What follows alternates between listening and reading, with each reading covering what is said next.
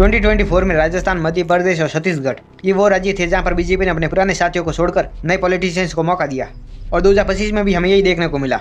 दिल्ली में इलेक्शन हो चुके हैं और बीजेपी ने दिल्ली में अपने नए सीएम का भी ऐलान कर दिया है, रेखा गुप्ता। सबको लग रहा था कि बीजेपी दिल्ली में परवेश वर्मा को सीएम बनाएगी, लेकिन बीजेपी ने दिल्ली में परवेश वर्मा की जगह रेखा गुप्ता को सीएम बनाया। इस वीडियो में सिर्फ दिल्ली की बात नहीं करेंगे, हम दिल्ली के साथ साथ उन जगहों की भी बात करेंगे जहां पर बीजेपी ने नए सीएम्स को बनाया है। साथ में इसके जरिए हम ये जानेंगे कि क्या ये नए शहर यानी जो सीएम बने हैं वे लोगों के लिए कुछ काम भी कर रहे हैं या नहीं। और सबसे बड़ा सवाल कि क्या ये बीजेपी का प्लान आगे जाकर बीजेपी को मजबूत बनाएगा या यही प्लान बीजेपी को आगे जाकर खत्म करेगा। आइए जानते हैं इस वीडियो में।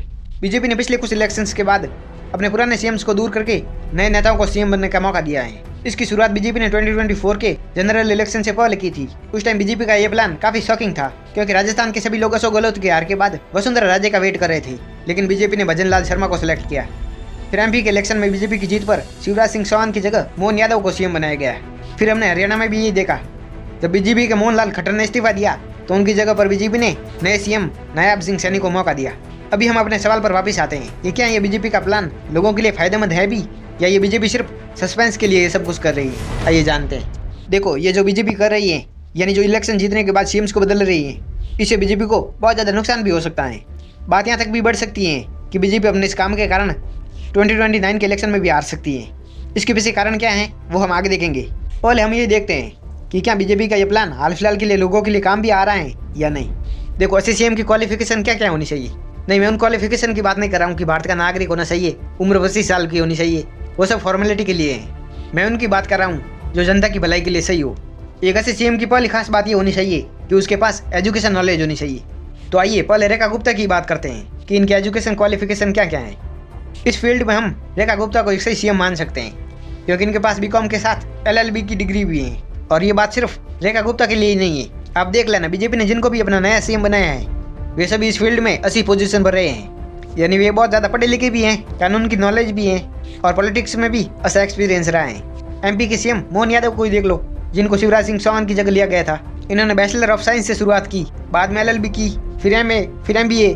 भजन लाल शर्मा भी इन्हीं की तरह हैं। ओवरऑल देखे तो बीजेपी ने अपने ऐसे नेताओं को पार्टी में लेना शुरू कर दिया है और सीएम बनाना शुरू किया है जिनके पास एजुकेशन और पॉलिटिक्स की अच्छी खासी नॉलेज हो। अब कुछ लोग कहेंगे कि जो बीजेपी के पुराने सीएम थे उनके पास भी नॉलेज, एक्सपीरियंस सब कुछ था, तो फिर उनको हटाने की क्या जरूरत थी। तो इसका जवाब आपको थोड़ी देर में मिलने वाला है। सेकंड पॉइंट, एक ऐसा सीएम वो होता है जिसके पास प्रॉब्लम सॉल्विंग स्किल हो। सीएम ऐसा नहीं होना चाहिए कि कोई प्रॉब्लम आए तो दूसरे नेता से पूछना पड़े कि इस प्रॉब्लम को सॉल्व कैसे करूं, और जब तक ऊपर से ऑर्डर ना आए तब तक इस प्रॉब्लम के बारे में सोचो ही ना। सीएम के पास ये एबिलिटी होनी चाहिए कि वो खुद किसी प्रॉब्लम को सॉल्व कर सके। एग्जाम्पल के लिए मणिपुर को ही देख लो, सालों बीत गए लेकिन मणिपुर की प्रॉब्लम वैसी की वैसी ही है।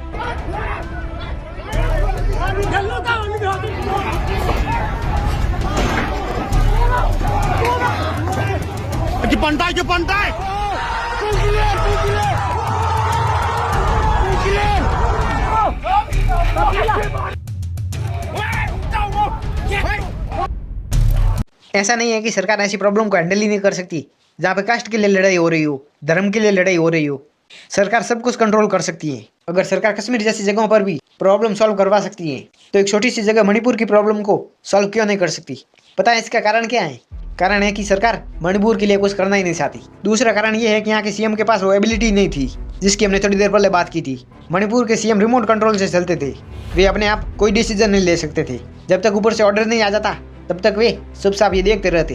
अगर बीजेपी मणिपुर जैसी जगहों पर सीएम्स को कुछ करने ही नहीं देती तो वो ऐसी जगहों पर सीएम को लाती क्यों है? जब ऊपर से ऑर्डर आता है तो ऊपर के लोग ही सीएम क्यों नहीं बन जाते? अब कुछ लोग कहेंगे कि तो भाई सब जगह यही होता है, पहले ऊपर के लोग बड़े नेता ऑर्डर देते हैं, बाद में सीएम एक्शन लेता है, सब जगह यही चलता है। तो पहले मुझे ये बताओ कि क्या सीएम अपने राज्य में दंगे रोकने की कोशिश भी नहीं कर सकता? अगर सीएम ये भी नहीं कर सकता तो सीएम की जरूरत ही क्या है? पॉइंट नंबर 3, एक ऐसा सीएम वो माना जाता है जो करप्शन से दूर रहे या जिसने करप्शन ना किया हो। देखो, जो बीजेपी ने अपने नए सीएम बनाए हैं उनकी अभी पॉलिटिक्स में शुरुआत हुई है। हाँ, एक दो हैं जो पहले से ही पॉलिटिक्स में थे, लेकिन अभी हम सीएम की बात कर रहे हैं, वो पहले सीएम नहीं थे। तो जो करप्शन का सवाल है इसका जवाब हमें 5 साल बाद ही मिलेगा कि किसने कितना करप्शन किया है और किसने करप्शन नहीं किया है। तो हाल फिलहाल के लिए इसको छोड़ देते हैं। फोर्थ पॉइंट, एक ऐसे सीएम की खास बात ये होती है कि वो अपनी बात पर खरा उतरे, यानी जो उसने इलेक्शन के टाइम पर जनता से वादे किए थे वो उनको 5 सालों में पूरा करे। पहले राजस्थान की बात करते हैं। तो बीजेपी ने पिछले इलेक्शन में बहुत से वादे किए थे। भजन लाल शर्मा ने कहा कि जो मैंने वादे किए थे उसमें से 50% वादे अभी तक पूरे हो गए हैं। हालांकि ये बात गलत है, क्योंकि ये 50% तो नहीं पर 30% तो पूरे हो ही गए हैं। वो कैसे, आइए जानते हैं। राजस्थान में सबसे बड़ी प्रॉब्लम थी पेपर लीक की।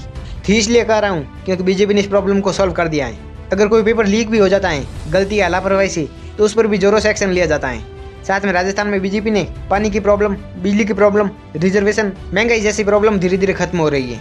लेकिन जो बड़े वादे थे, मेन प्रॉब्लम्स थी, वो अभी तक पूरी नहीं हुई है। लेकिन अभी हमें बड़े वादों की बात नहीं करनी चाहिए, क्योंकि अभी ऐसा करना जल्दबाजी हो जाएगी। अभी 4 साल बाकी है। दिल्ली की बात करें तो यहाँ पर भी बहुत जल्दी से काम शुरू हो गया है। यानी जिस वजह से केजरीवाल की हार हुई थी, यानी यमुना, उसी काम को बीजेपी ने सबसे पहले शुरू किया। हाँ माना, केजरीवाल के हार के पीछे और भी बहुत कारण थे, लेकिन ये वो कारण है जो लंबे टाइम तक चलता आया है और बीजेपी ने इसी काम की सबसे पहले शुरुआत की। अभी सवाल ये है कि क्या बीजेपी जो अपने तरीके से सीएम बना रही है, वो बीजेपी के लिए फ़ायदेमंद है भी या नहीं। इसका जवाब 70% हाँ है और 30% ना है। 30% ना इसलिए है क्योंकि जब ऐसे ही आगे चलते जाएगा तो जनता बीजेपी से दूर होती जाएगी, क्योंकि जनता अपने पुराने सीएम को लाने के लिए वोट करती है, जिसको बीजेपी सीएम बनाती नहीं है। तो लोगों को लगने लगेगा कि बीजेपी अपनी मनमानी करने लग गई है। बताते कुछ और हैं और करते कुछ और हैं। एग्जाम्पल के लिए एमपी को ही देख लो। एमपी के सभी लोग शिवराज सिंह चौहान को ही लाना चाहते थे, लेकिन बीजेपी ने शिवराज सिंह चौहान की जगह मोहन यादव को लाया। इसका दूसरा कारण ये भी हो सकता है कि जो नए सीएम होते हैं उनमें एक्सपीरियंस की कमी होती है। हाँ, जो सीएम अभी तक आए हैं उनको पॉलिटिक्स की नॉलेज है, लेकिन उस लेवल की भी नहीं है जो पुराने सीएम में रही है। और आगे जाकर अगर बीजेपी ने कोई ऐसा सीएम बना दिया जिसको कम नॉलेज हो, एक्सपीरियंस कम हो, तो वो सीएम अपोजिशन पार्टी का शिकार भी बन सकता है। 70% फायदे की बात करें तो वो ये है कि ज़्यादातर बीजेपी के सपोर्टर्स बीजेपी के किसी सीएम को देकर वोट नहीं देते हैं, वो मोदी को देकर देते हैं, जिसमें ज़्यादातर बुजुर्ग लोग हैं। जब तक बीजेपी में मोदी की इमेज लोगों के नज़रिए में सही है, तब तक कितने भी सीएम बदलो कोई फर्क नहीं पड़ने वाला। और जिस दिन मोदी की इमेज लोगों के नज़रिए में खराब हो गई, उस दिन इस पार्टी के लिए मुश्किलें बढ़ जाएगी। बीजेपी को इससे दूसरा फायदा यह भी होगा कि कोई राज्य होता है जहाँ पर लोग लाना तो बीजेपी को चाहते हैं, लेकिन वो अपने पुराने सीएम से परेशान हो चुके होते हैं। तो जब बीजेपी नए सीएम को लाएगी तो वे लोग बीजेपी का ज़्यादा सपोर्ट करने लगेंगे, ये ना देखकर कि सीएम कौन है और कौन बनेगा, क्योंकि लोगों को पता होगा कि पुराना सीएम तो रहने वाला है नहीं। तीसरा और मेन कारण जिससे बीजेपी का ये प्लान काफ़ी हद तक सही रहेगा, वो ये है कि बीजेपी जगह के हिसाब से सीएम बनाती है। यानी जहाँ पर जिन लोगों की ज़्यादा पॉपुलेशन है, बीजेपी वहाँ पर उसी को सीएम बनाती है जो उस कम्युनिटी का हो। एग्जाम्पल के लिए दिल्ली को ही देख लो। दिल्ली में वुमेन सेफ्टी जैसी प्रॉब्लम बहुत ज़्यादा बढ़ चुकी है और दिल्ली में वुमेन सीएम ज़्यादा टाइम तक चलती हैं, तो बीजेपी ने अपना सीएम वुमेन को ही बनाया। लोग परवेश वर्मा का वेट कर रहे थे, लेकिन बीजेपी ने उनको सीएम नहीं बनाया। लेकिन यहाँ पर ध्यान देने वाली बात यह है कि बीजेपी ने लोगों को नाराज़ भी नहीं किया। परवेश वर्मा को सीएम नहीं तो डिप्टी सीएम ही बना दिया। यानी ओवरऑल देखें तो बीजेपी अपने सीएम्स को माहौल के हिसाब से बदलती है, और अभी तक तो ये प्लान काम आया है। हाँ, मुझे पता है हमें अगले इलेक्शन तक वेट करना चाहिए रिजल्ट को जानने के लिए, लेकिन हाल फिलहाल के लिए हम कह सकते हैं कि ये प्लान बीजेपी के लिए थोड़ा फायदेमंद तो रहा है।